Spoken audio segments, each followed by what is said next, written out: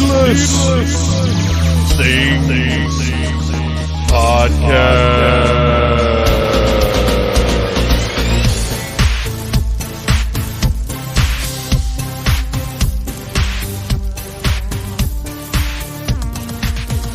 Hey, Phantomaniacs! Welcome to the newest episode of the Needless Things Podcast, where we talk about toys, movies, music, and all manner of pop culture dorkery. I am your host, Dave, and this is it.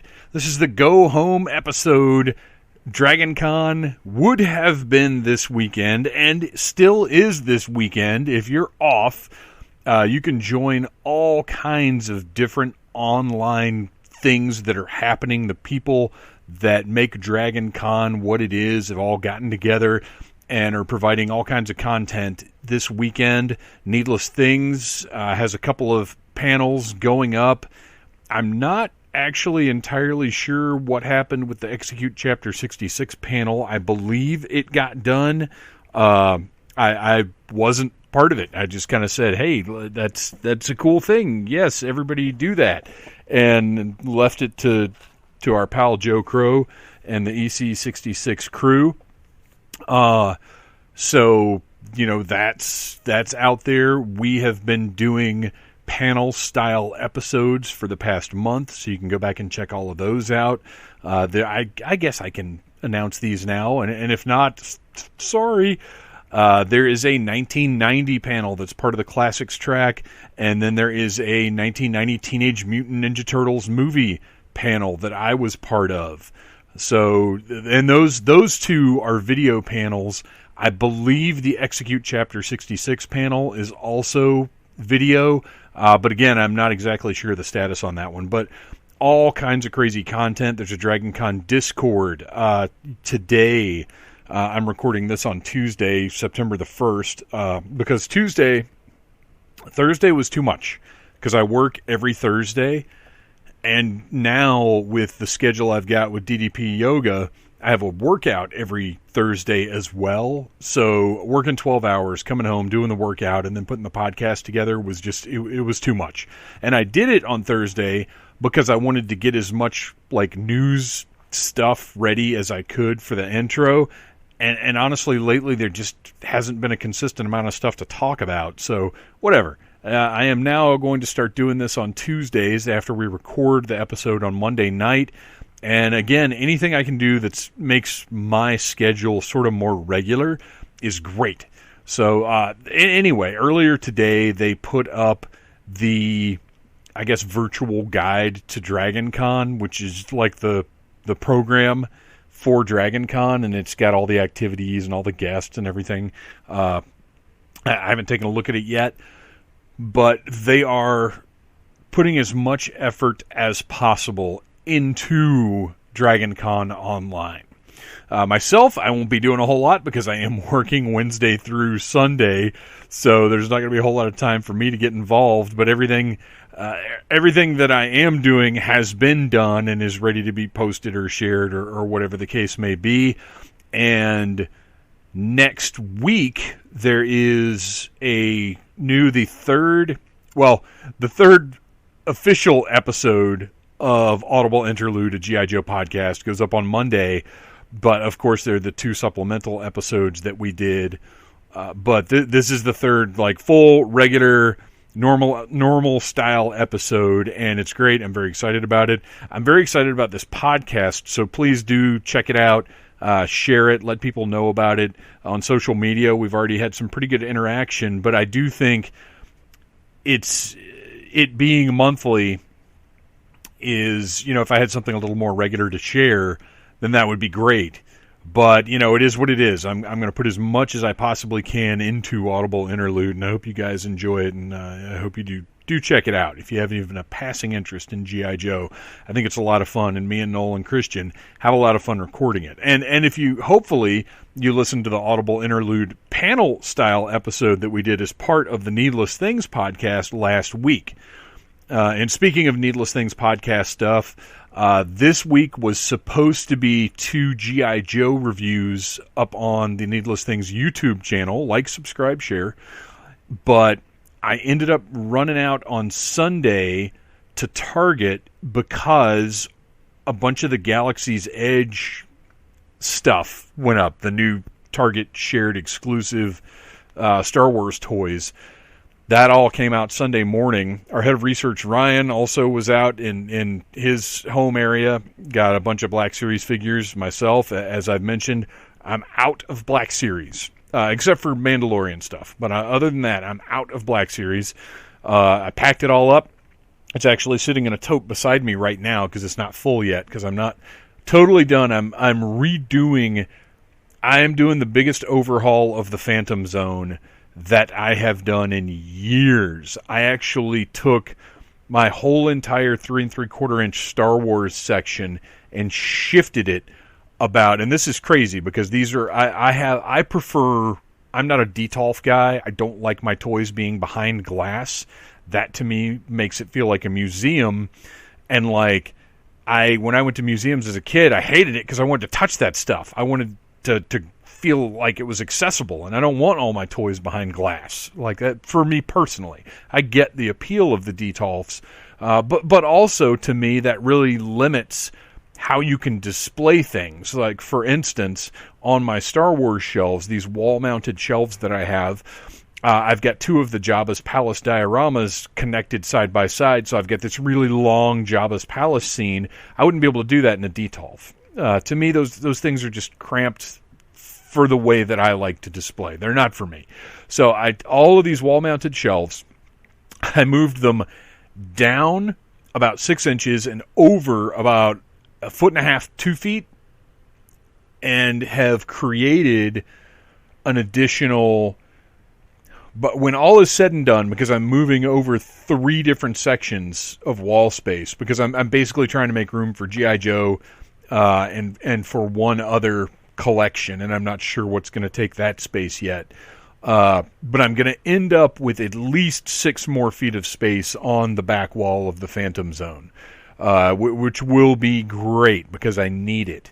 So anyway, this huge project has been going on, and there's going to be some Star Wars stuff that, along with Black Series, just doesn't make the cut. So it's going to go in the tote over here and just get put away. I'm not selling it because it's Star Wars, but it is going to have to get put into the storage room because that's just how it is. But I'm thrilled with how my 3 3/4 section looks now. I redid all of the different areas.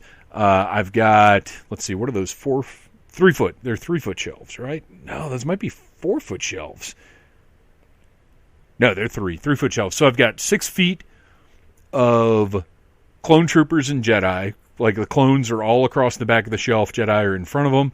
I've got 6 feet of Galactic Empire, 3 feet of Alliance Heroes, 3 feet of Jabba's Palace, 3 feet of Prequel, 3 feet of Sith, 3 feet of Chalmun's Cantina and assorted Tatooine things, 3 feet of Scum and Villainy, and then on the bottom shelf, which there's more space down there height-wise, just large things like Rancors and ATST and vehicles. And then I have around the feet of the ATST all of my Ewoks, which I've got like 20 Ewoks. Maybe more than that. I don't know. But it looks great. I've been sort of dissatisfied with that section for a while, and I loved redoing it. And once I'm done recording this, actually, I'm going to move on to the next 3 foot section of Star Wars, which will be sort of my catch-all. There's going to be some Black Series.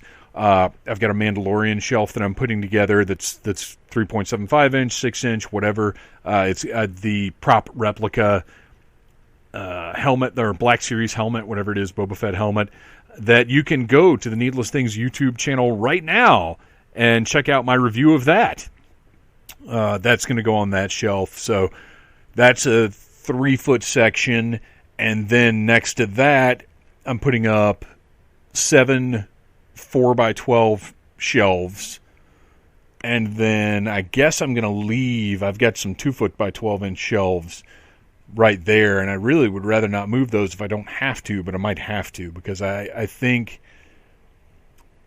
well, that's probably going to be the non-G.I. Joe, haven't figured it out yet section. So anyway, That's what's going on here in the Phantom Zone. Before we get into the episode, which, by the way, this episode is officially called We Love Dragon Con. It is unofficially called Con Buddies. It is myself, Beth Van Dusen, Oz, the heart and soul and hands and feet of all of the game shows that I've done at Dragon Con, and then the lovely Cadavers.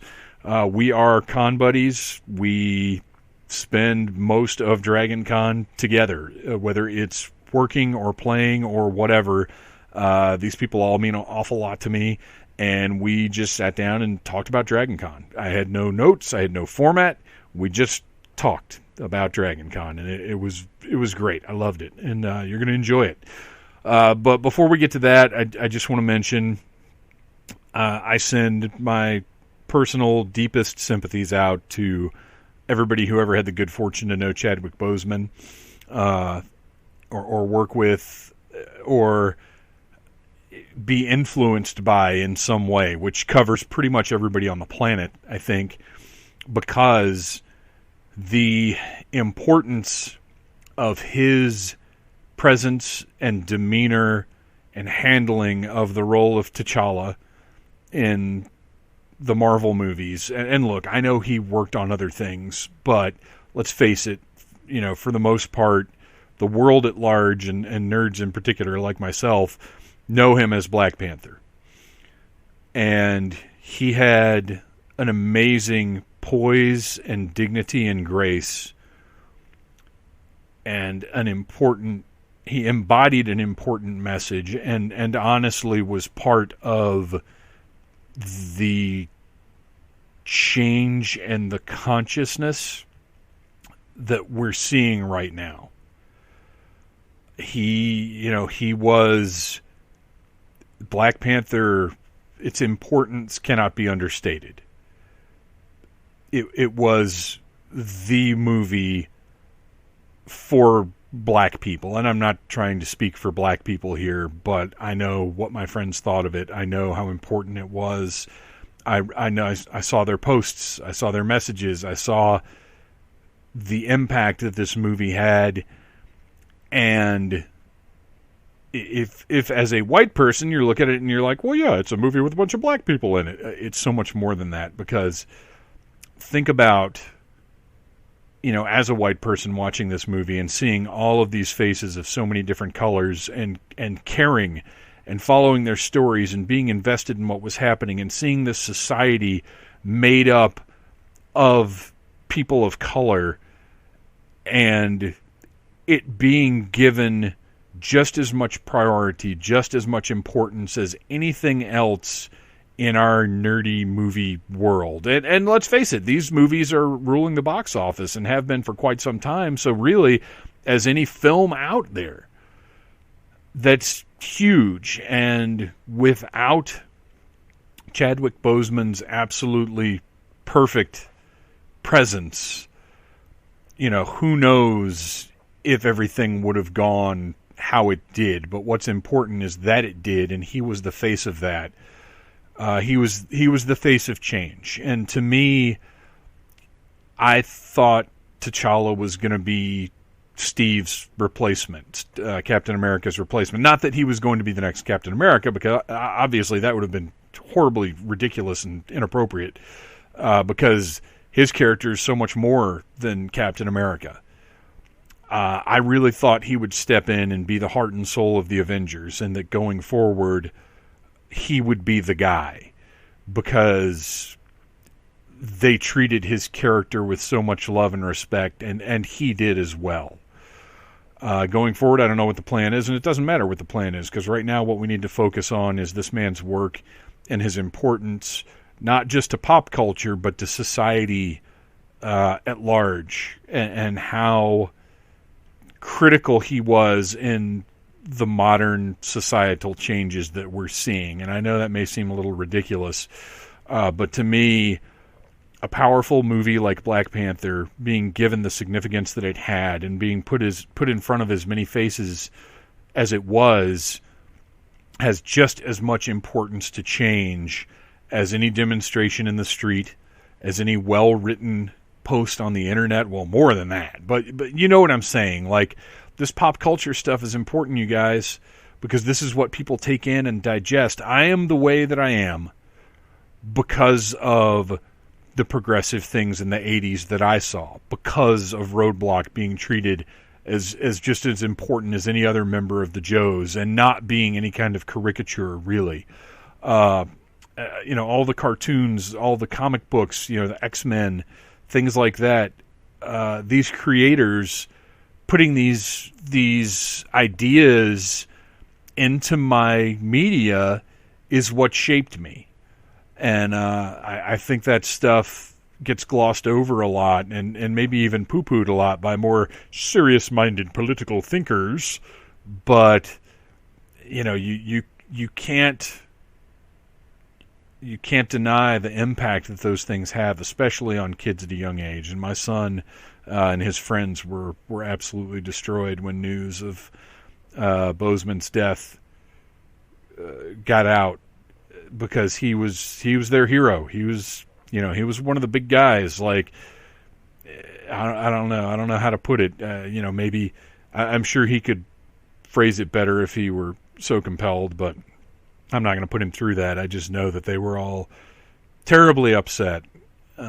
So what a guy, what an impact, and let's not let what he did go unrecognized and be forgotten as part of important changes. So anyway, I just wanted to say, you know, a few things about that. And now, you know, as with everything seemingly this year, we're going to turn and take a look at the positive, try and focus on the good that there is, because there's still plenty of good out there. And everybody grab the beverage of your choice, whether it be rum, whether it be beer, whatever, IPAs even, and relax with the con buddies. Get an inside look at what it's like to be part of the Needless Things world at Dragon Con.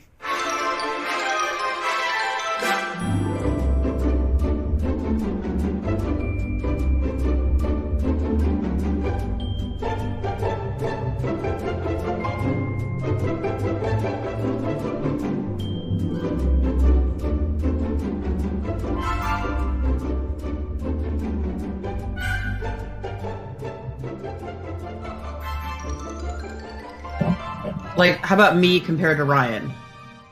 Hey. Yeah, that was good.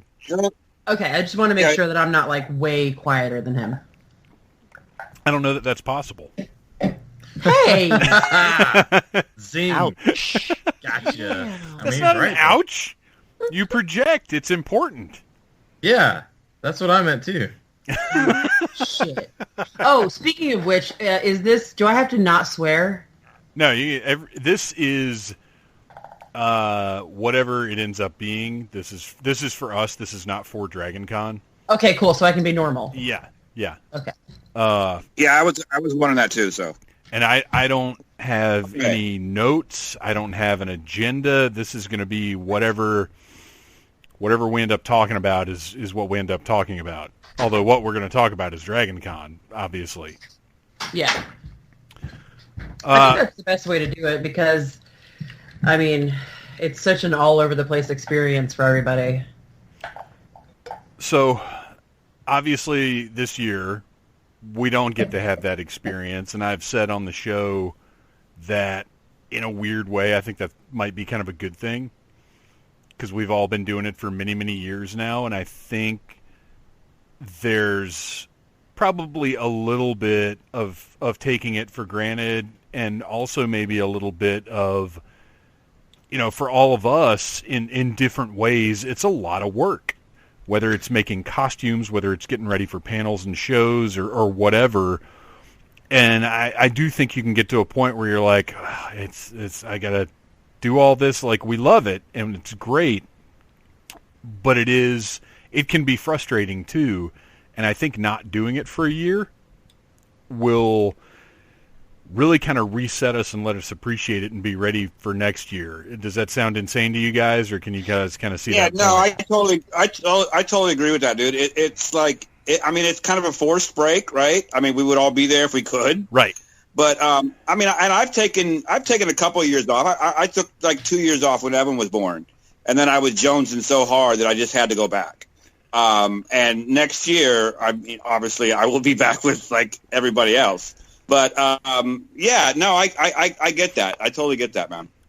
I agree. Like, I've been going forever, and I absolutely adore it.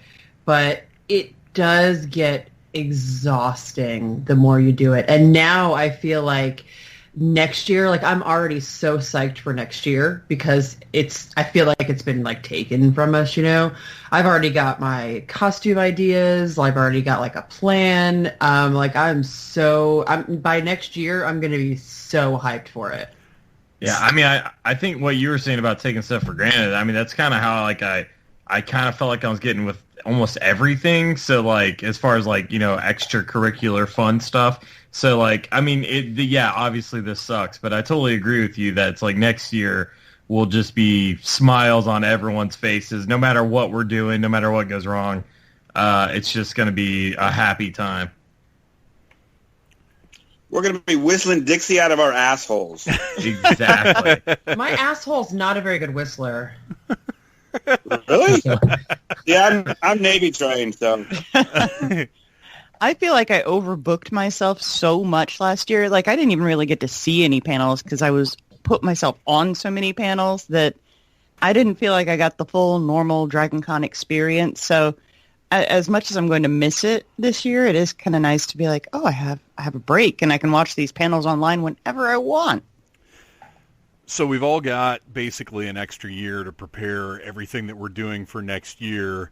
But I also think we all need to be completely honest and admit that means absolutely nothing and that we'll still be scrambling to get stuff together 2 weeks out next year. Oh, yeah. I'll start my costumes the month before. I will say this. I have one costume that I'm planning that like I've already started ordering stuff on Amazon for. So nice. I am thinking ahead.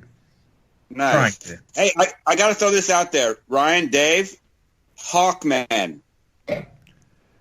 Yeah? You got to do Hawkman. I want to be all in on the Hawkman idea, but it's essentially got to be here. I am the fellow making the Hawkman costumes. Throw some money at me, and I will deliver unto you a Hawkman costume. Like, that is the level of involvement I can commit to. No, yeah, you know what? I talked to Christian. He said he's got a leather guy. Imagine that. I'm sure he does. And then I'll build the wings. I'll build the wings. Oh yeah, dude, I'm all in. If I have to make it, it's going to be terrible. Yeah, if we've got somebody willing, like if you and somebody else are willing to make like uniform sets of Hawkmen costumes, and it's like, here's how much money we need. Yeah, give it to me, dude. I'm 100% in. Same. Plus, by next year, after doing DDP yoga for like 2 years, I'm gonna look great, so it'll be fine. Yeah, I'm gonna be the fat Hawkman. Well, yeah, like and I'm okay with that.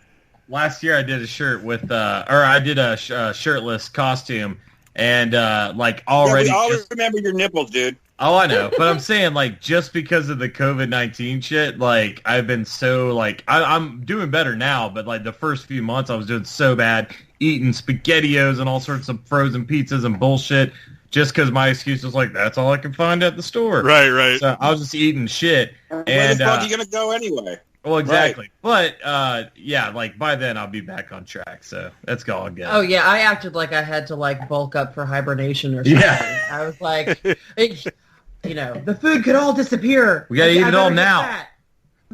The COVID's gonna take our food. Yeah. It's gonna take all the cool random fires shooting at us. That was my thinking. If it's the apocalypse, I need to bulk up now in case I need to store some fat for when the food is gone and I have to take a shotgun out to the store. That's true. Nuclear winter or whatever kind of horrible Holocaust happens. Yeah, it's probably going to be chillier outside. Yeah, and I need to have some bulk to, like, you know, knock people to the ground in the grocery store. I mean, shit, I would welcome that now. It's so fucking hot. Well, yeah, that's true. The only concern with that, though, is that I got so chunky that I was like, shit, I'm going to be used for food the second it's gone. Damn it. Yeah, that's true. And it's going to be easier for them to catch me. Yes. I can't run when I'm thin. Me neither. All right. I wash myself with a rag on a stick. All right, so... you got a stick? We know... next year we're all going to be looking forward to it. We're all going to, get vaccinated, do whatever we got to do to be healthy, be back in public. They've already, because hopefully a year from now, like we'll be pretty good to go. They've already canceled stuff in February for next year, so like it's still pretty hardcore. But it's a possibility, but that it won't happen. But it's hard for me to believe that. So Right. I'm going to stick with it and believe that's going to happen. I believe in science. Yes. Yeah. I feel like if we're still at the same level a year from now... I feel like if that's the case, then everybody will just have had it by then. Well, I believe in science, and I believe in the greed of the pharmaceutical industries. There you go. You can always believe in that. Right. Absolutely. So, Dragon Con future, it's going to be freaking phenomenal when we get back there. It's going to be like the happiest of happy paradises. But, we're here tonight to talk about our experiences that we've had together at Dragon Cons in the past, and to sort of spotlight what is so wonderful about Dragon Con, but maybe also why we did need a little bit of a break from it this year. We've all worked together on panels, on game shows, on various things here and there, and I actually wanted to try and nail down, Oz. I got to know you, speaking of breaks from Dragon Con, you had a forced break due to multiple breaks. What was it, 2015 or 14? 14. Yeah. And I got to know you through the Take Oz to Dragon Con that got set up where we were all issued Oz heads. I laminated mine, and I still have it actually.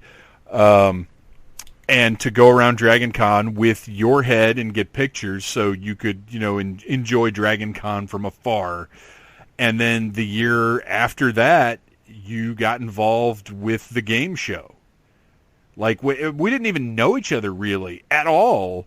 I just saw this guy that was having to miss Dragon Con, and I wanted to jump in on that and help you have a fun time. And I think, like, I knew you knew Bo, but that was about it. We hadn't really ever met up to that point. No, I don't think so. I really don't think so. And I think you, after seeing some stuff from the game show, you shot me a message saying, next year I'll be back at Dragon Con.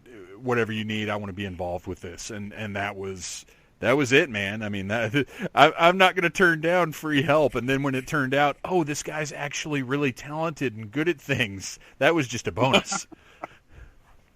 Well, yeah, I think I sent you a message, and it was something like I've always wanted, because I offered to help with the show, and then I was like, I've always wanted to do Popeye the Sailor Moon. It's been on my radar for a long time, and then you're like, oh, so you want to be in the show? And I'm like, well, okay, whatever. Well, and that's the thing is, of course, I broke my wrist again. I am, I'll say this right now, and each and every one of you knows this.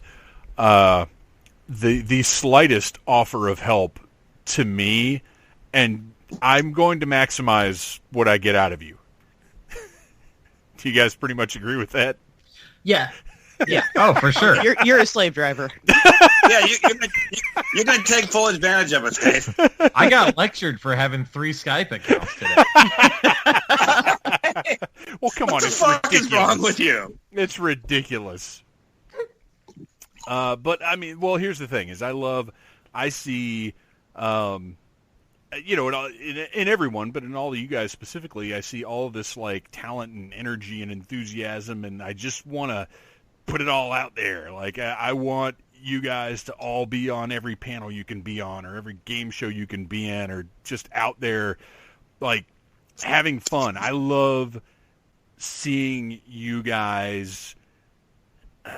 I guess the energy that comes out of performing I guess. Yeah. No, I really appreciate it because, like, before you made us a part of all this stuff, like, I never really thought I'd do anything like that. I thought I would attend stuff like this, but I never thought I would actually be involved in it. So before I awesome. forced you into indentured servitude. Yeah, like, I thought if I was going to be performing at Dragon Con, it would be, like, on stage in a band. I never thought, like, of any other avenues. So it's pretty awesome. Because the band thing's not going to happen. Little did you know how difficult it is for an Atlanta band to play at Dragon Con. Yeah, they're not a fan of local bands, I guess, sometimes. It's fucking ridiculous. It really is. We'll get into that. Yeah, we will get into that. I was already your indentured servant for the website, so I just figured you were just knocking it up a notch on me. That's true. You know, I was doing all that stuff with the Apocalypse Rising track, all of the kind of post-apocalyptic medicine stuff, you know, from being in public safety. And then I kind of got the lifetime ban from that. So I was like, well, you know, I really enjoyed it. It was really fun, but I guess I have burnt the fuck out of that bridge. Well, she got drunk and talked about her titties for like an hour about something about like medicine or something shit. I don't know. You see, you had to be there. Here we accept that sort of thing. Look, I think that the value of titty medicine is grossly underrated these days. Exactly. I mean, they Absolutely. are proven healing factor. I'll tell you, breasts will heal the sick. And she also explained how she grew them herself to the crowd, and they were just like, "What?" I will admit this It's not my right. fault they didn't get me. I'll admit this right now. When you and Ryan started dating, at one point there was a conversation where you said something about doing a panel at Dragon Con, and I shit you not, in my head I made a mental check mark. I was like, okay, that'll be handy. This is a good one. I can use her. Keep her I around. love that your thought with your friends is, how can I take advantage of this person? Well, but that's the thing, is at this stage in my life, I just don't, you know, I've got this job that I've got the family, I've got, you know, whatever, and I just, you know, you get to a point where you just don't get to hang out like you used to hang out. So in order to hang out and have fun, like, my scheme is we're going to do stuff. We're going to do podcasts, or we're going to do panels, or we're going to do, like, that's my hangout time, because it gives me, I guess it gives me a reasonable excuse, as opposed to just, hey, you know, I'm going to show up at somebody's apartment and we're going to play video games all night. Like, that shit doesn't happen anymore. So this is my version of that. Yeah, and honestly, I mean, it's a lot more productive and rewarding than being like, "Oh, let's watch the football game," or whatever Right. whatever people do. Well, and that's the thing, is that I find that the relationships are much closer and more rewarding when there's a goal in that way. For sure. Yeah, I agree. And we all get something out of it. We all really enjoy entertaining people and entertaining ourselves mostly. Yeah. But, you know, hopefully in the course of that, we also entertain other people as well. Like, I never would have thought that I would like something like this. But, like, the first time I was, like, sitting on a panel in a room of, like, 300 people, for, like, 5 seconds I was shitting my pants, and then I was like, holy shit, they like me, and they're laughing when I talk. This is fucking amazing. And then that was it. I was in. Well, and I got to know Oz, Ryan, and Nicole because of this. And I don't feel like in a normal world, you know, if we had just seen each other at the occasional party or been at a bar one time together, that I would know you guys like I do right now. That wouldn't have happened without Dragon Con. Absolutely. For sure. No, I mean, honestly, that's one thing that I love about Dragon Con. There's like 1,000 things, but that's one, is that it brings like all these different weird people together. Like, I've met so many people at Dragon Con that you're right, I don't know if I would hang out with them other than at Dragon Con.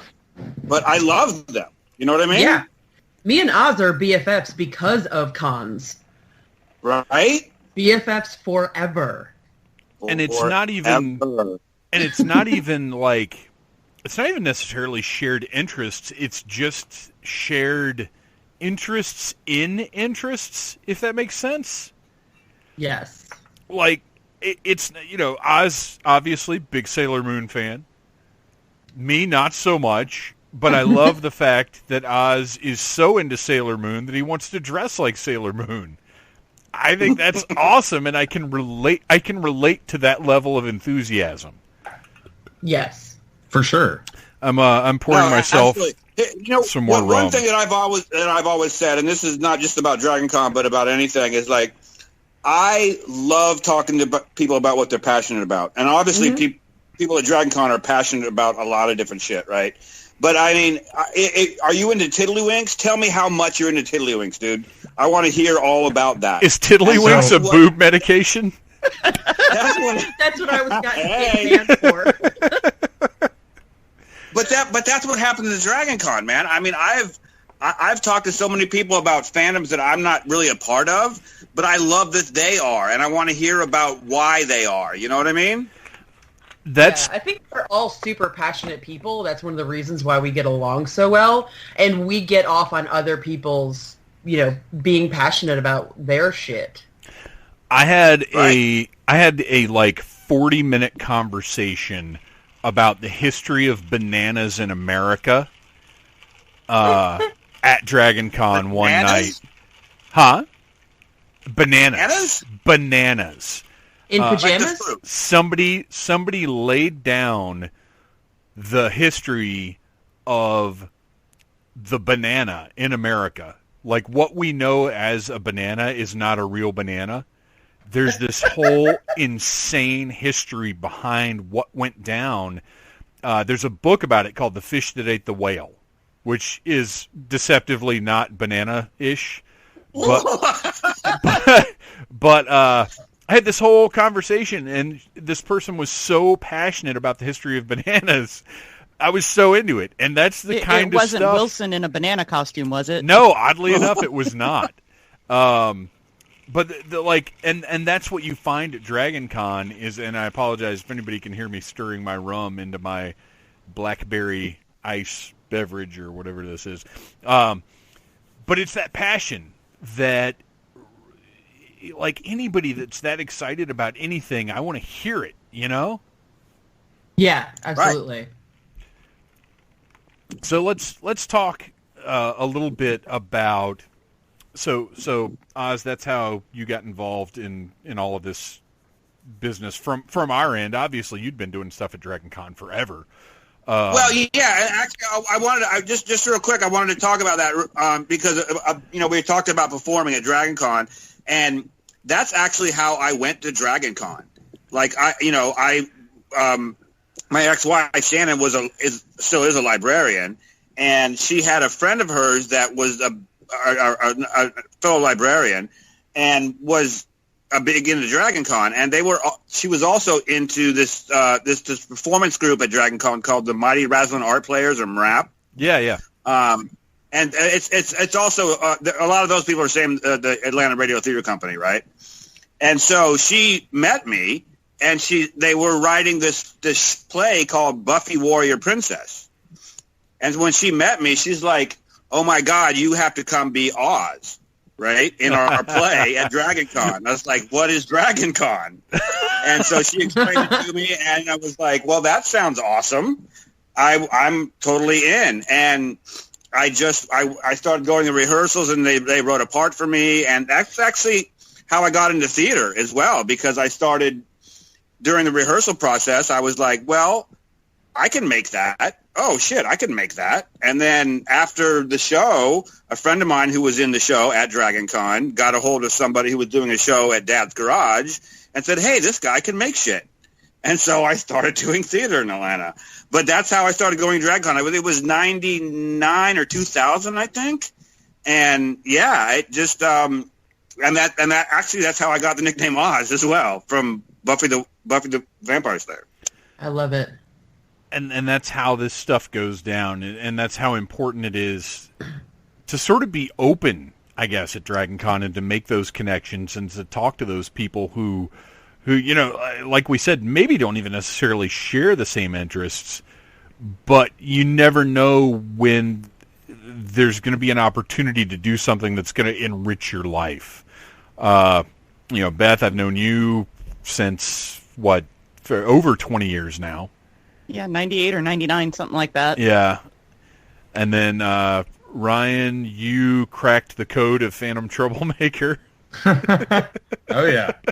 That was it's got to be over 10 years, right? Yeah, for sure. Absolutely. Yeah. I mean, it's been some time, and the stuff that, it's so awesome, the stuff that we've been able to do, whether it was like MCW, where you guys were playing, and I got to that. What a fucking awesome experience that was, and why that doesn't happen at Dragon Con, I don't know.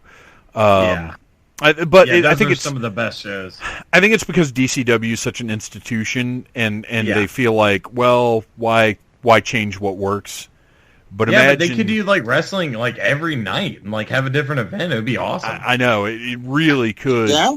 It really could evolve into something else, and there's room for everyone. Maybe with this extra time, and maybe with being denied this year, that's something that could be looked at. But just the variety of experiences you can have just at Dragon Con is so incredible. Going back, can you think back to, there's a lot of magic that happens there, a lot of unexpected things, whether it's just wandering around and stumbling upon something that's really fun, or something that's scheduled, that it's a panel that that you're doing, but maybe turned out to be even bigger than you thought it would be. Are there things that you guys can look back on that immediately spring to mind? We'll start with Beth. Is there a moment that you can pinpoint of Dragon Con magic? And I'm sure there are plenty of them, but is there one that springs to mind? There are very many, but the one that immediately springs to mind is 2017, when I got the email that I was given media access interviews with Michael Rooker, Casper Van Dien, Bill Corbett, and Steve Bloom all in the same weekend. And I had just been, posting my little coverage and doing small things here and there with the media people because, I get a media badge. I got to do something with it. And to find out that I was interviewing that many people in one weekend, and especially Casper Van Dien, that was a big deal to me. It blew my mind that somebody out there thought enough about what I was writing, or, that people even read what I wrote at the time, that I was literally floored, and I was sitting on MARTA on my way to Dragon Con when I got that email, and I almost squeed out loud and frightened a train full of people because it was so exciting to me. I was just like, what the fuck? Did somebody make a mistake? Am I being punked right now? Somebody's fucking with me. Nicole, you mentioned you've got a history of doing stuff at Dragon Con, prior to the existence of well, I don't know about the existence of Needless Things, but you've done stuff before. Oh, Oz, we don't want to lose you to your enema bag. All right. See, I just try to breathe rum. It's all right. Your problem is that we can see you drinking and choking.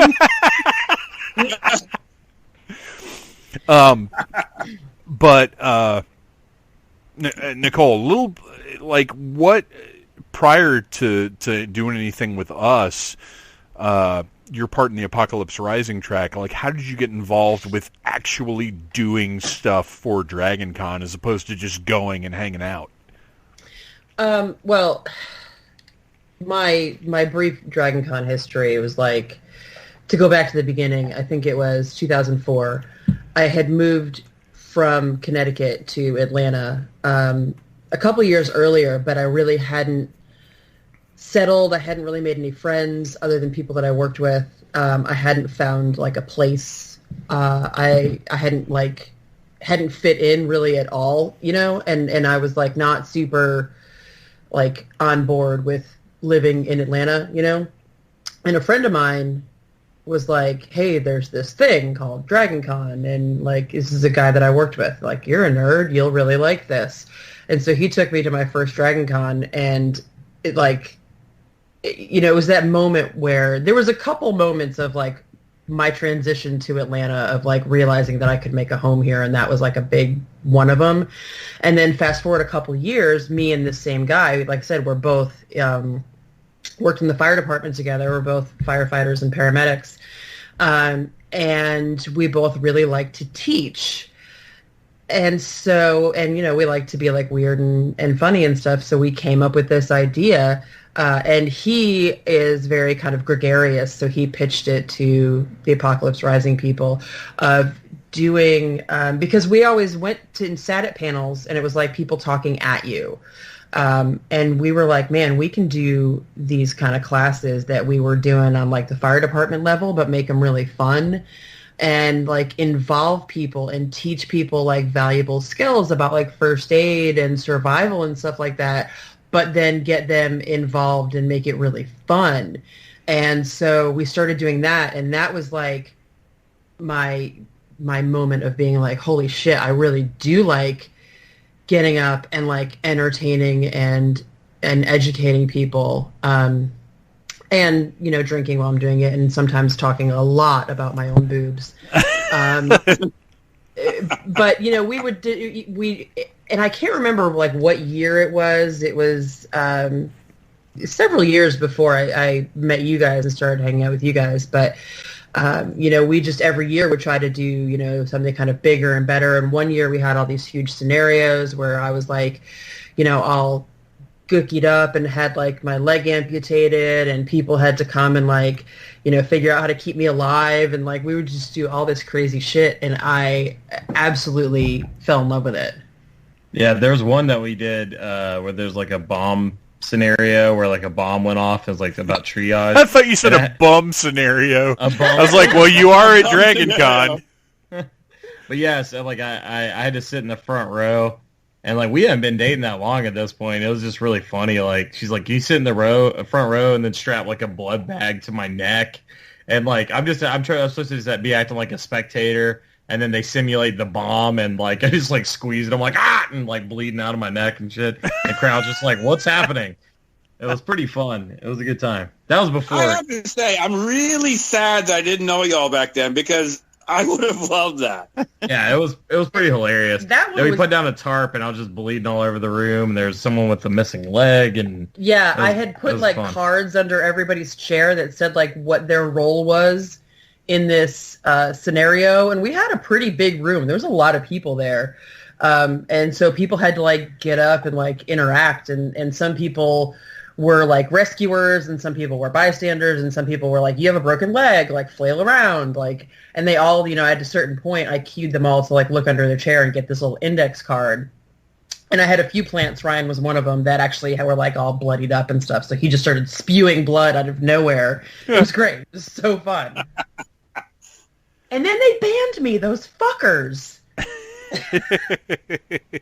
Unbelievable. Well, that's okay, because we have a home for you now. You guys stole me, and it was awesome, because there was like a year or two in between where like not being able to do that before I could start doing stuff with you guys, and I was so sad. I was like, man. It was just 1 year. Was it 1 year? Yeah, okay. that was it.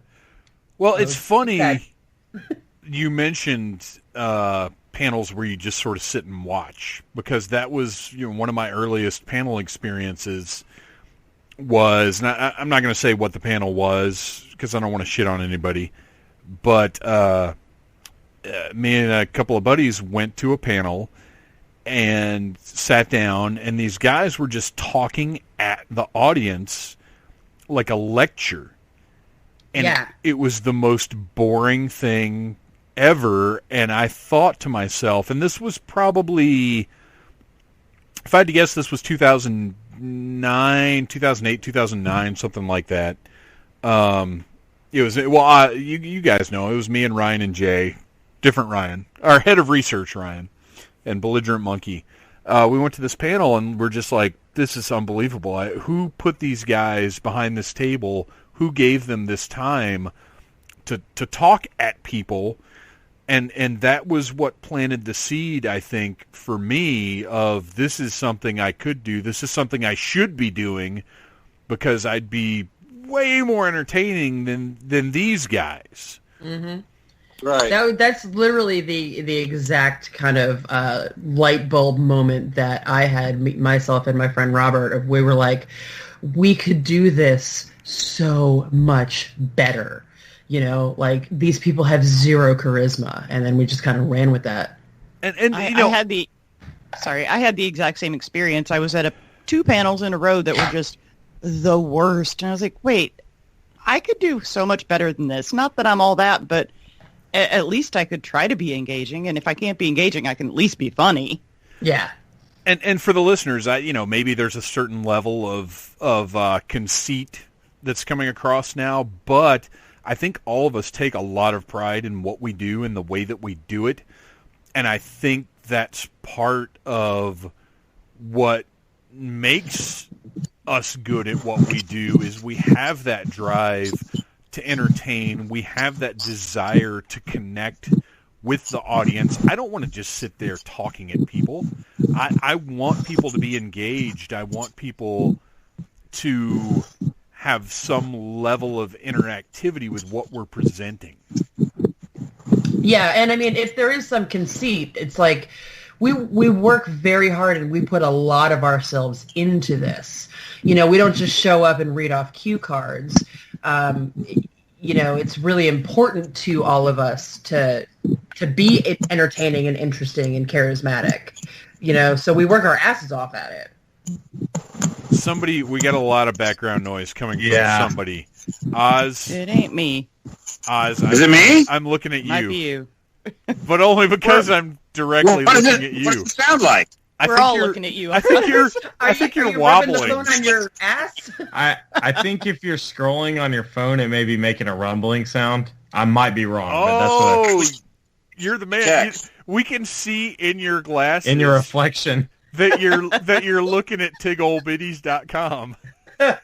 Busted.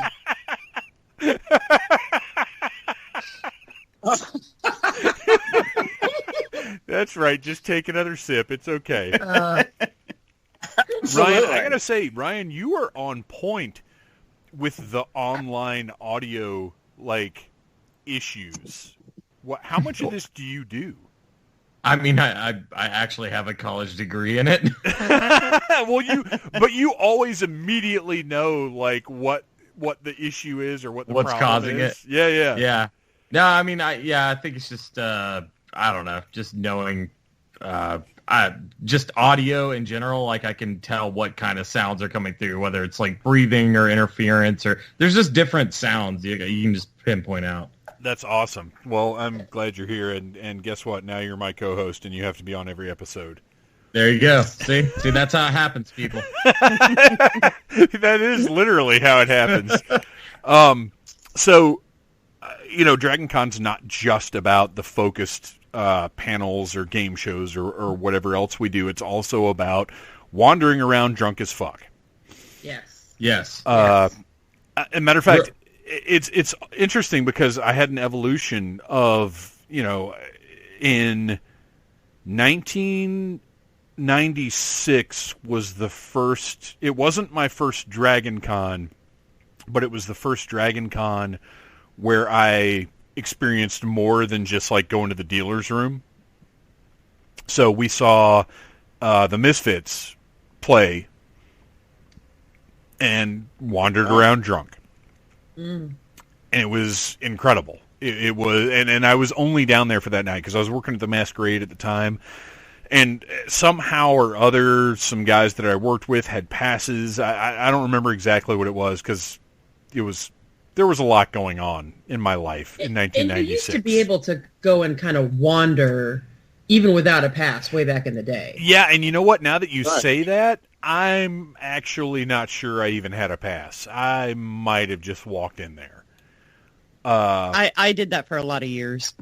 Yeah. It used to be a lot. Yeah, it used to be a lot looser. Yeah, a lot of it. Well, and honestly, it's only within the past 10 years, I think, that they really have cracked down on that. Because we're part of the problem. Or we were part of the problem. Well, we were. We are no longer because we're all grown-ups with jobs and we pay for, we get in however we get in now. Whether it's contributing to the entertainment or paying for passes or whatever the case may be. And it's we take this stuff pretty seriously. Whereas, when you're younger, who gives a shit? But that wandering around drunk, looking at costumes, finding weird shit at night, just the sense, and it's a weird thing to say when it's just 5 hotels in downtown Atlanta that are all within a mile of each other, but like the adventures that you have down there. It's That's not some of weird my. at all. It's like one of my favorite things to do. Like aside from like the awesome panels and like the game shows, like probably like my most like magical part was just being part of that because it was fucking amazing. And that kind of blew my mind. But like as far as like just general, like what's your favorite thing? If somebody's like, what's your favorite thing about Dragon Con? Wandering around drunk at like 2 a.m. is the best. Like it's just great. Walk around to different ballrooms, not knowing what, like, I don't even usually know what parties are going on, but I'm like, oh, this is awesome. Let's do this. You could Like, walk it's just into great. a room and it could be like the booty dance party, or it could be, like A band, yeah, anything. some like hippie person playing an accordion and like tooting on a kazoo. You have no fucking idea, and it's 3 a.m.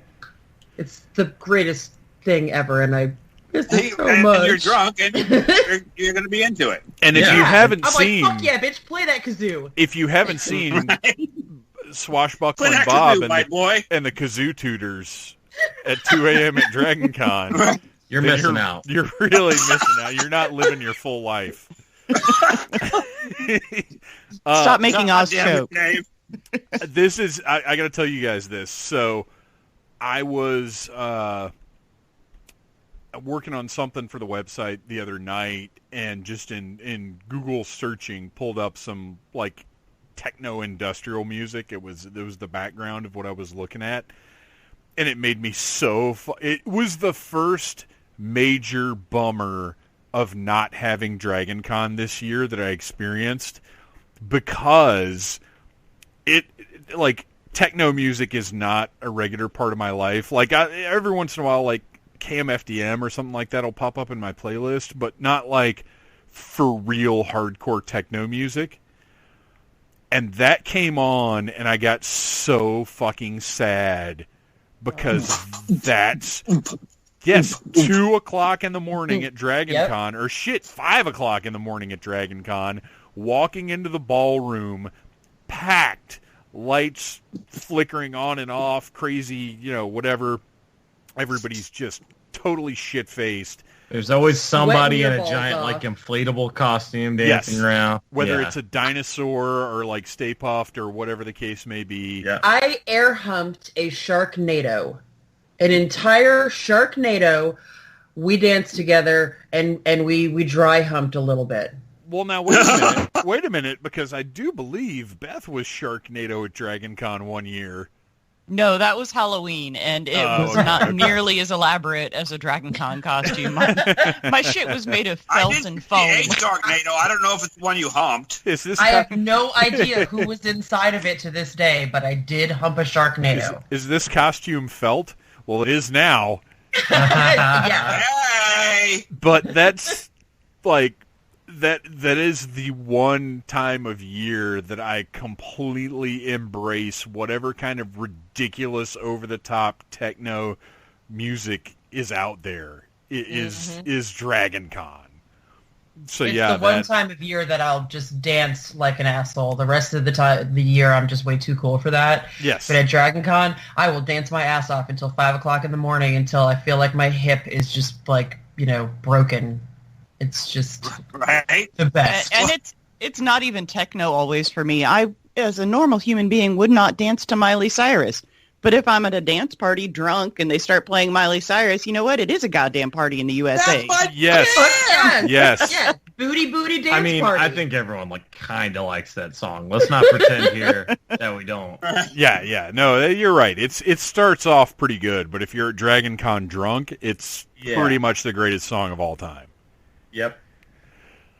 So that's those late night wanderings. Whether you end up in, and that's the thing, is 24/7. There's so much stuff going on. Whether you end up in the arcade or whether you end up in the gamers room, that for a long I time have to was say something about the gamers room. Please do. I miss the old gamers room, dude. Well, it used to be when it was in the bowels of the where was it? It was in the lower levels of the Marriott after they moved the dealer's room out of there. They put that down there, right? But it was it the Hilton before or after that? No, it was the Hilton. Yeah, it was in the bowels of the Hilton. Oh, okay. And that's, dude, that was my go-to at like 5 o'clock in the morning. I'd go down there shit-faced and just go and just like wander around and just like some random dudes playing or people playing a board game was like, I'm in on that shit. And they'd be like, fuck yeah, come on. And we were all just like wasted playing board games at like 5 o'clock in the morning. I miss that. I'm not going to lie. I went there a couple times just because it was the coolest place in the building as far as air conditioning. I was like, you know what? I need a break. I'm going to go down to the gamer room because they keep it cold in there for all those sweaty guys. Well, but did you ever go at like Sunday? And it's like there was a smell, and there was like stacks of pizza boxes to the fucking ceiling in one corner. Like I don't know if it was like a badge of honor, but there was pizza boxes, like 87,000 pizza boxes stacked in a fucking corner. Because that's all those motherfuckers have been doing all weekend is eating pizza and playing games. They're pizza, super dedicated in the gaming room. Yeah, absolutely. Because you go down, it's after midnight, anytime after midnight. You go down to the gaming room, and there's always some dude walking around with one of those Velcro thermal bags full of pizzas. Yep. And it doesn't it's not Pizza Hut, it's not Domino's. You pull the box out and it fucking just says like pizza on it. Like there's no brand, it's just pizza. And Dave, like, you don't know pizza brand pizza? Right. And they're like, hey, do you with $3 for a whole entire fucking pizza? And you're like, yeah, bring it. Yes. Well, at that point, you would blow a dude for a pizza because you're starving, and it's like you don't want to leave whatever the fuck you're doing, and it's 4 a.m. anyway. Oh, that's why I've bought so much of that like $9 Papa John's pizza because I'm like, I just have to survive. Yeah, and it's so fucking good. I hate Papa John's pizza. I do too. Except for a Dragon Con. It's gross. But drunk ass Papa John's, fuck yeah. Yes. Yeah. Yes. I agree. Right. It'll save your life because you're so exhausted and malnourished and ill prepared. Holy shit, I forgot to eat. Right. Yeah. I stumbled across a picture of myself today from a few years ago, sitting in a corner on the floor in the Marriott with a couple friends, and we are shoveling that pizza into our mouth. And I'm covered in sweat and smeared makeup. My hair is stuck to my face. I was like, oh, Dragon Con, I just miss you so much. It is. That's because that's the magic is okay, outside of Dragon Con. If you saw a picture of yourself like that, you would go into some kind of program. But at Dragon Con, that's your goal. That's like, I hope I get to sweaty, almost dead from exhaustion, shoveling shit pizza into my mouth. Like, that's where I want to get tonight. I don't know how I was in the Navy, Dave, so I've had a few experiences overseas just like that. Like at noon, I would never ever go, you know what I want? A slice of Papa John's pizza. But at midnight, it is entirely different. Yeah, it's funny because they're set up in there all day long, and I'll walk by, during normal daylight hours and just be like, whatever, Papa John's, you're disgusting. But then when everything shuts down and you've got, an enema bag full of rum in you, and you realize you haven't eaten in 8 hours. Who hasn't been there? Well, and you know what? It almost seems unfair to mention the enema bag full of rum because that wasn't even right. That wasn't even Dragon Con. That was Days of the Dead. So, it needs to be there next year. Epic though. Yeah, it was epic. That's a whole other. Yeah, that's a whole other episode. So there's got to be more to Dragon Con than the awesomeness of Needless Things panels and middle of the night drunk ass shitty pizza. When I say Dragon Con, what is, and we'll start with Ryan on this one, what's kind of the first feeling or thing that comes to your mind? Just overall, like, I don't want to say safe, but just like an environment of like, man, I can really just be into anything that I want to, no matter how weird. And I'm probably going to see somebody here that's also into the same thing, wearing a costume or whatever. And it's like, it's just like very like freeing experience, especially if you're like me and you work a corporate kind of gig and stuff.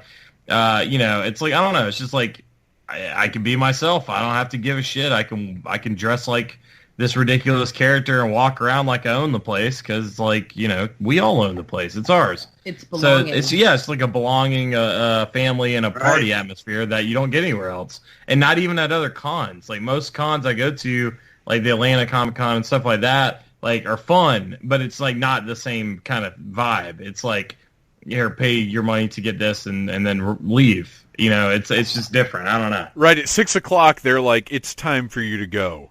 Yeah, exactly. And it's just Dragon Con's just like, I live here for the weekend, and it's going to be epic. Well, it's what I liken it to is Walt Disney World, because when you go to Walt Disney World, you drive in, you get your room, and you're there separate from reality for however long you're there.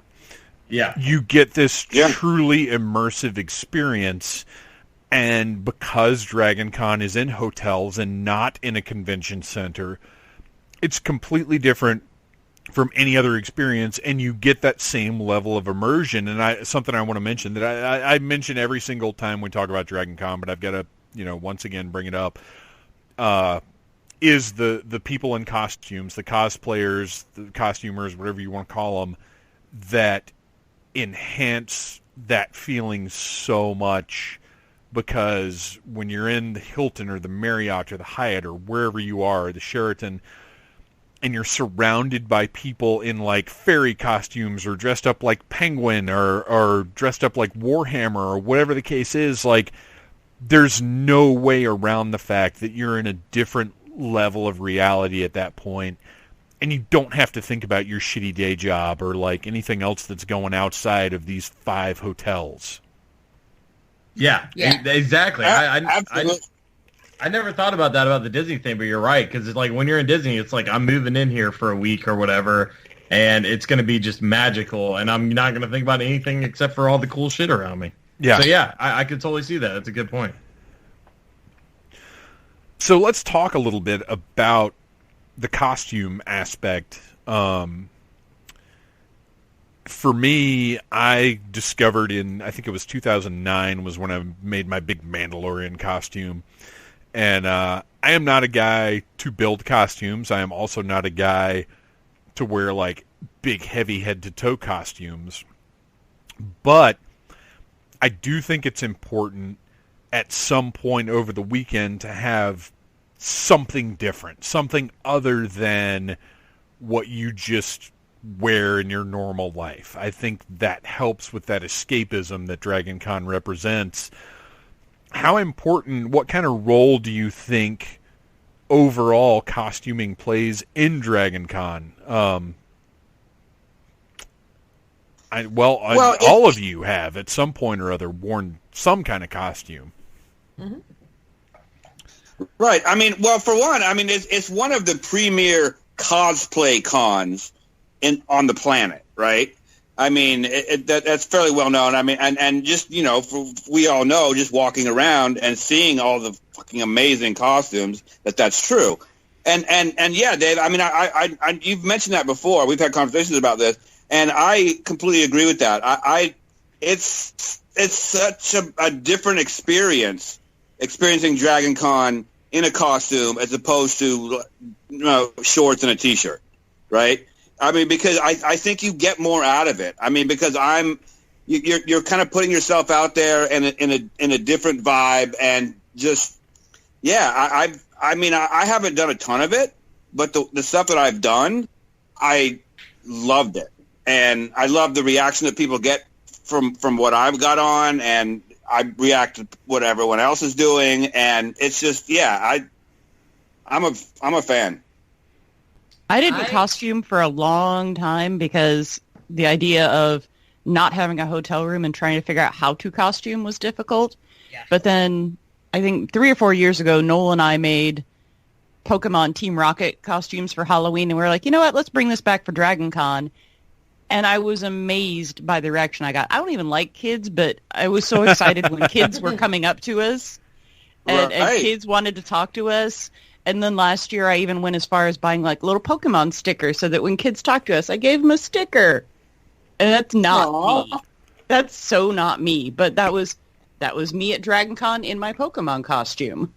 Yeah, that's like the magic of Dragon Con is you can just be totally free. Like I did the same thing. I went probably the first 6 or so years and did not dress up. And then my first costume, I did Ash from Army of Darkness. So like I got a chainsaw and converted it to like put it on my hand. I had the boomstick. I made the whole harness thing. And I had so much, because I've always loved Halloween.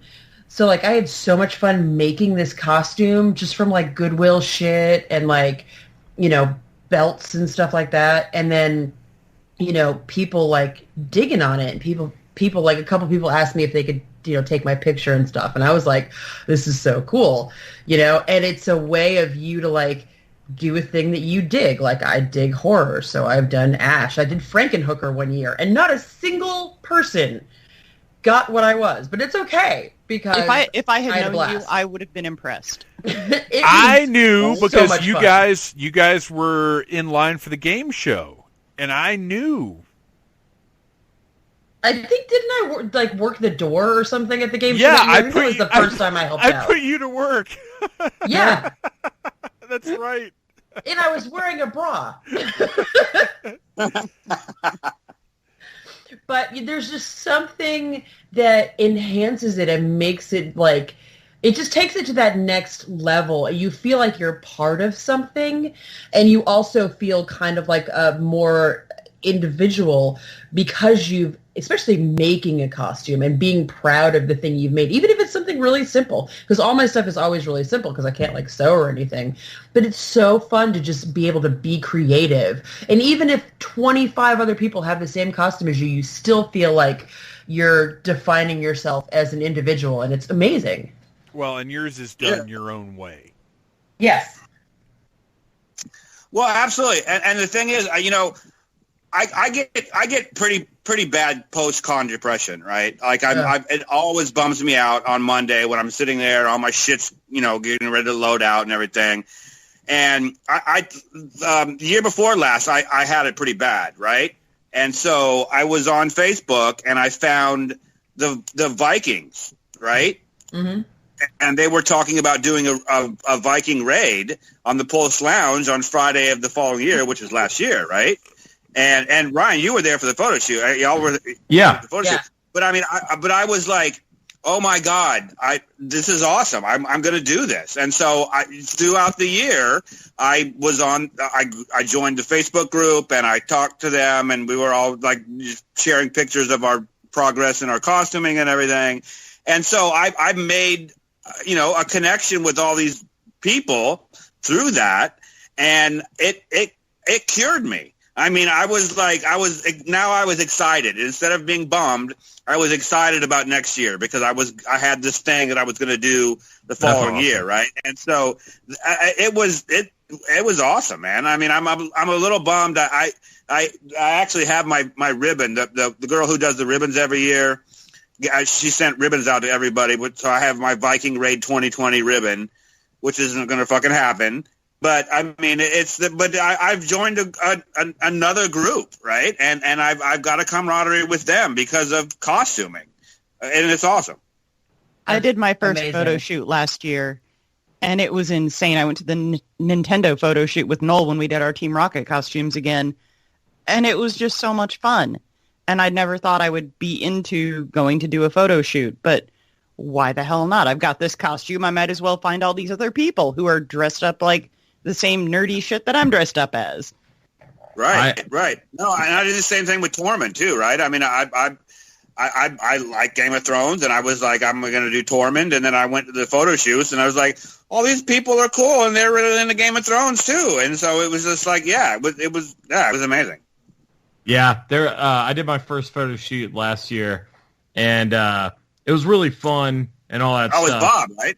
Yeah, I was Bob, and I was doing like a DC Cinematic Universe like thing, like or DC movies thing.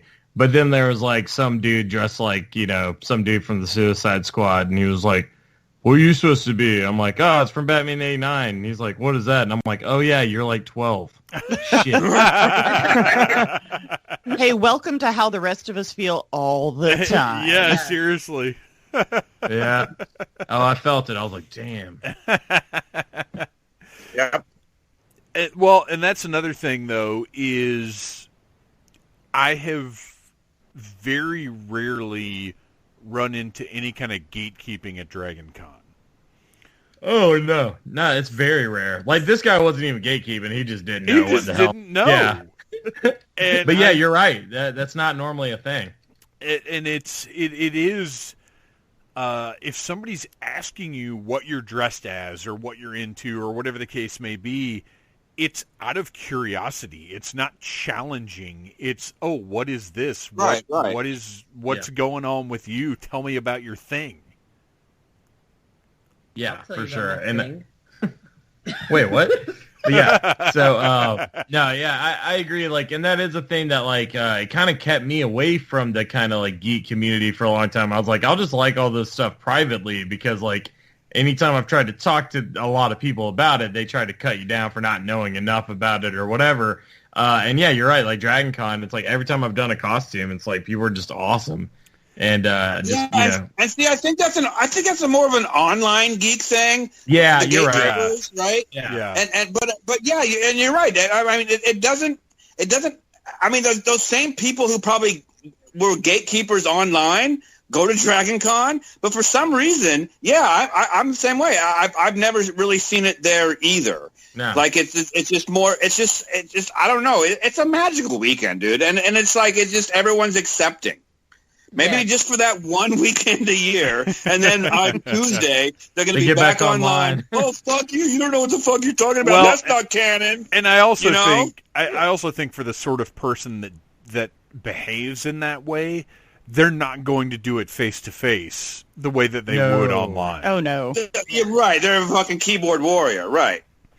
But yeah, I mean, like last year, me and Nicole did the Resident Evil costumes. And some dude just walked by us. He was dressed like Leon from Resident Evil, and he was like, "Hey, you guys look awesome. I host like a Resident Evil like group on Facebook," and he added me to it and was like, we want y'all at the photo shoot. We did not show up because we got drunk, but it was still cool though because I was having a bad day. It made us feel good because we kind of like threw these together with stuff from Amazon, and like some dude who runs this like group was like, y'all look awesome. I'm like, oh shit, that's awesome. This guy like lives and breathes Resident Evil. That's like his shit, So I was like, oh, that's cool. I think we can all agree we behaved like amateurs last year. Yeah.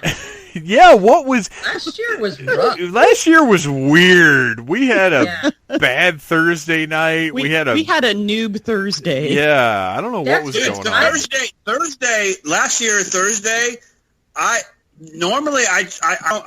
don't usually go that hard. We went so hard Thursday.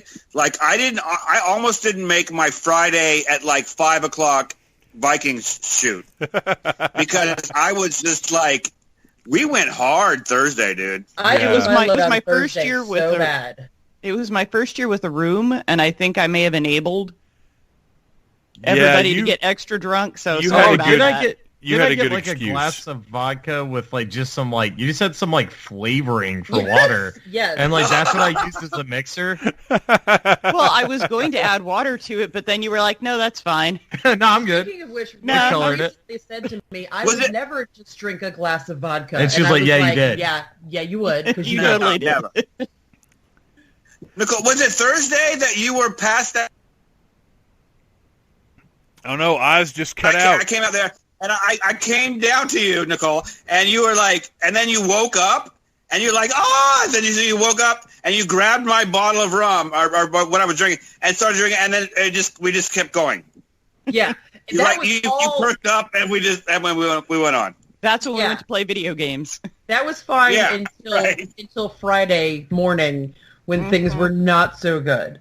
And there's an awesome picture of me in my Jill Valentine Resident Evil costume that Ryan took of, I was sitting on a panel trying to figure out how the fuck I was going to talk to people. And I was like, my head was down and I had the saddest face. And Ryan just took a picture and put the little like red line. The danger thing when you're about to die. It was the most accurate shit ever. I have never felt so bad. You looked so sad. It was just like, God, she's gonna die. That was fun. Mm-hmm. Well, guys, absolutely, we got to wrap this thing up. I know that you guys are going to continue this conversation over the coming weekend, and I'm sure you will have a whole lot of fun. But for now, for the purposes of the Needless Things podcast, we got to wrap it up. I want to close with everybody sort of going around and sharing. It doesn't have to be a favorite memory. It just has something specifically that is, pops into your mind when you think about Dragon Con and what it's been to you over the years. We'll start with Ryan on this one. So I'll have to say, going to the con suite, like really, really super late, like 4 a.m. or something like that. Stole mine. And there was a guy. Poor clouds. Yeah. But there was a guy standing there dressed like Red Sun Superman, and he was just holding a bottle of rum. And he had his whole bottom of his suit was just covered in piss. He was actively pissing. We were watching it like flow down his leg. Yeah. And he looked at us and he goes, I pissed on Dragon Con. It was amazing. Yes. Wow. Yeah. That's probably mine. That's just that's one I'll never forget. Beth, what about you? Of the many that I could choose, the one that makes me the happiest right now, because of what came of it, was on the way to the zombie prom last year, Schweck cornered me and said, hey, we want to do a Star Wars podcast. You should be in it. And at the time, he was talking about you and him and Chad. And then you were like, I don't know what the hell he's talking about, but go do that thing. And since then, we have since started that Star Wars podcast. And which is probably, awesome. Oh, thank you.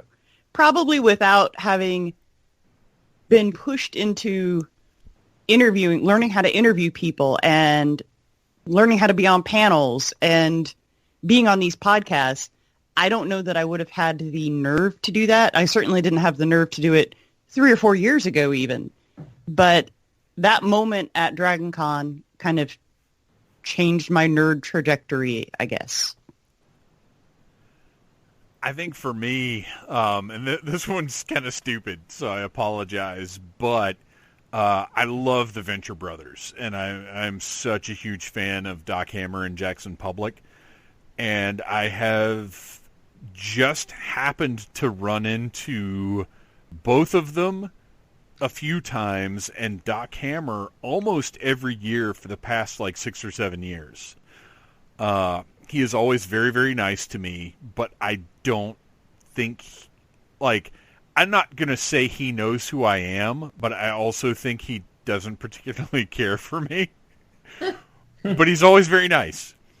And a couple of years ago, me and Rad Ranger were just sort of wandering around, and we were in the Hilton, and the elevator doors opened up, and Doc Hammer was in the elevator. And he looked up and saw me and went, ugh, and got off the elevator. And and I don't feel like it was his stop. I don't feel like this was the floor he was waiting for. But he left, and me and Rad Ranger got on the elevator and went wherever it was we were going. So I love the fact that this guy has always been super nice to me every time I've run into him, but I'm fairly certain he doesn't like me. Their panels are the best, though. Oh, they are. Yeah. If for the listeners, if you have the opportunity to go to one of the Venture Brothers panels, do it. 100% do it. It's always the best panel of the year. Oh, nice. Oh man, I've had so much rum. Where did we start? Oz, have you done one of these? Oz, you should do one. No, you know what? I haven't. I'll do mine now. I've had a little bit of rum myself. But dude, you know what? It's kind of hard for me to think about like one specific moment, right?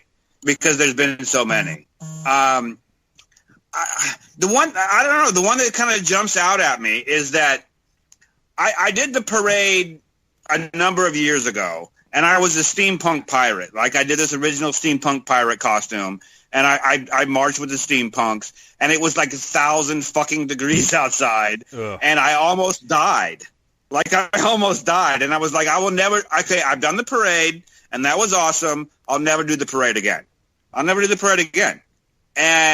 the year that I came back after my fall, and I broke my wrist, so I had a broken wrist, and I had a fucking pink cast on. But Bo Brown was looking for people to march with Big Bird, Mr. Spinney, right? Yeah. And so I was like, well, fuck. If Big Bird calls you, you have to answer. And so I had actually brought a puppet that year. And so I marched. And the cool thing was the weather that year was phenomenal. Like, it wasn't like 1,000 degrees. It was a breeze walking down Peachtree. I was like walking around. Plus, I was on a lot of opioids. But I had dude. That year was weird when I came back and broke my wrist, because during the day I just took a shit ton of opioids, and then about 6 o'clock I just stopped and just started drinking rum. So I didn't mix the two, and so I was just like rum until like 6 o'clock in the morning, and then switched to opioids again. Well, you gotta be responsible. Yeah, you gotta be safe. Absolutely. Yeah, right? Safety first. I'm an adult, sort of. But dude, I can't even get the energy to watch the parade most years, so I applaud you for being able to march in it twice. I don't think I'd ever do it again.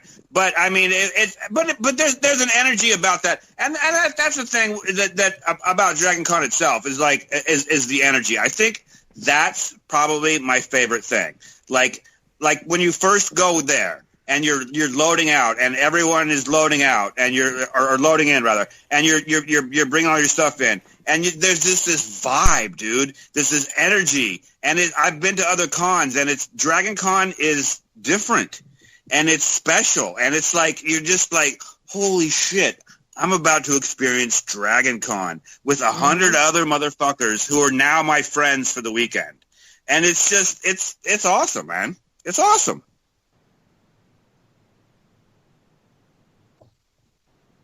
It is awesome.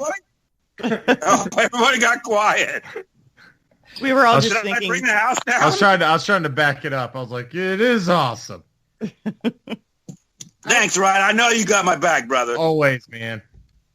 I feel the same way. Like it's really hard to pinpoint a moment, especially when you've been going for a number of years, and it's like so much of it is like a blur and like just a general overall feeling of just, being like, this is my place, these are my people. Right. Like I was saying before, it was like that feeling of the first time I felt like belonging here after this move was really like Dragon Con. The first time I ever met Kane Hodder, and I have an obsession with Friday the 13th, was at Dragon Con.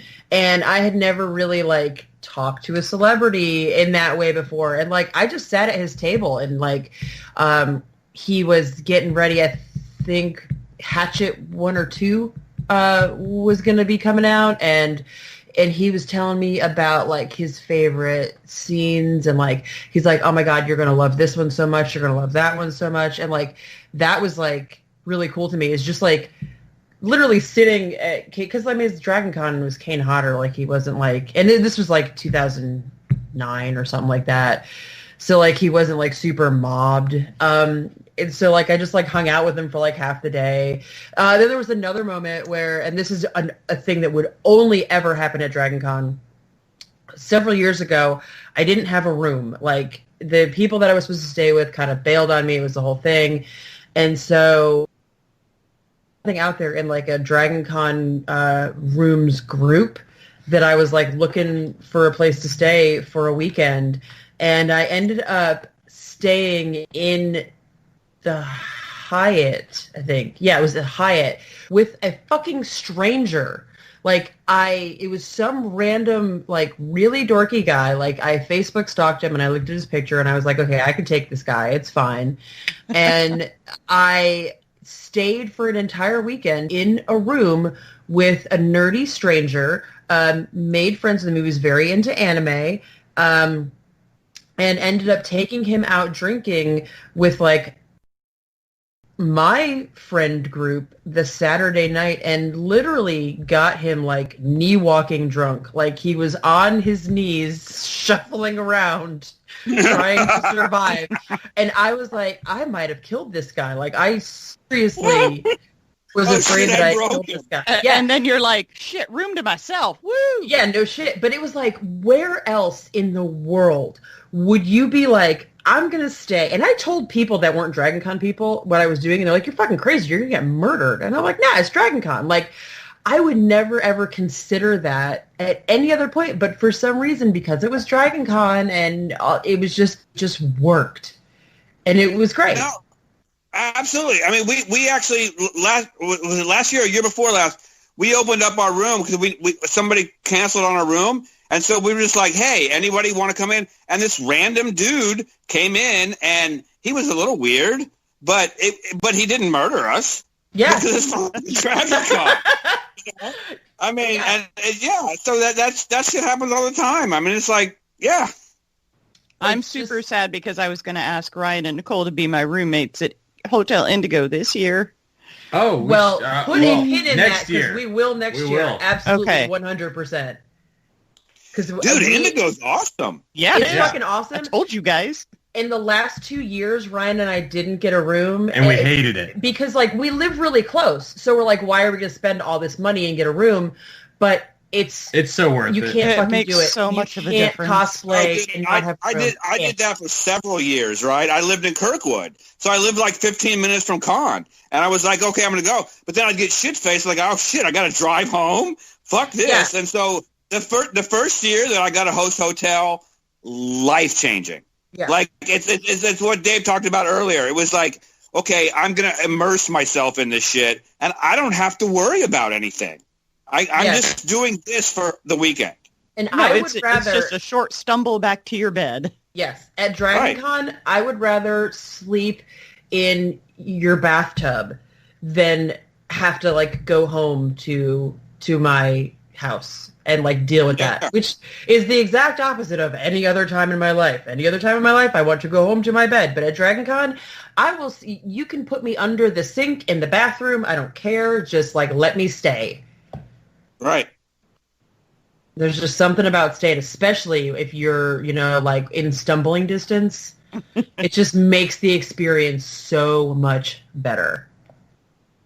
No, well, and the Hotel Indigo has the added bonus of being attached to the video game room. Yes, so literally awesome.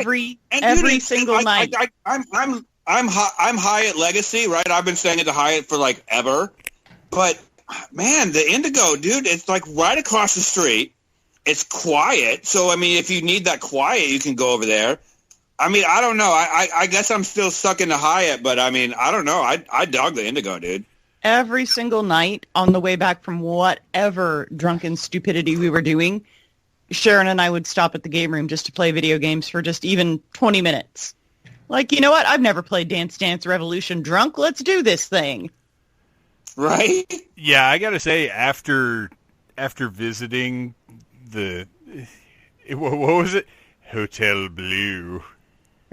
You called it Hotel Indigo, but you said it in that voice. Hotel Indigo. After visiting last year, like, I kind of dug it. I wouldn't be heartbroken if I ended up having to stay there. But we got to wrap it up, you guys, because we have far exceeded the allotted panel time of 55 minutes for Dragon Con. Oops, I want to thank everybody for sitting We're down. fucking rebels. Yeah, we are rebels. We're crazy. We're insane. We're the type of people who eat generic pizza in the middle of the night. So, thank you guys. Clouds and titty Twinkies. And titty Twinkies. Yes. Thank you guys for sitting down, sharing Dragon Con memories, sort of bringing Dragon Con to life in the best way we possibly can this year.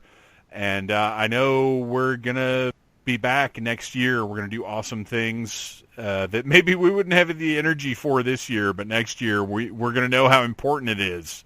We're going to get it back on track. Dude, yeah, next year is going to be insane. Let's go right? big. Because, I mean, it's not just us. Like, people take time off and you know, go, but everyone has taken a year off, right? Yeah. And so next year, it's going to be insane. Yeah, I can't wait. We're going to kill it. Awesome. Yeah. Thanks a lot, you guys. Thank you. Out. Thanks. Peace out. Bye.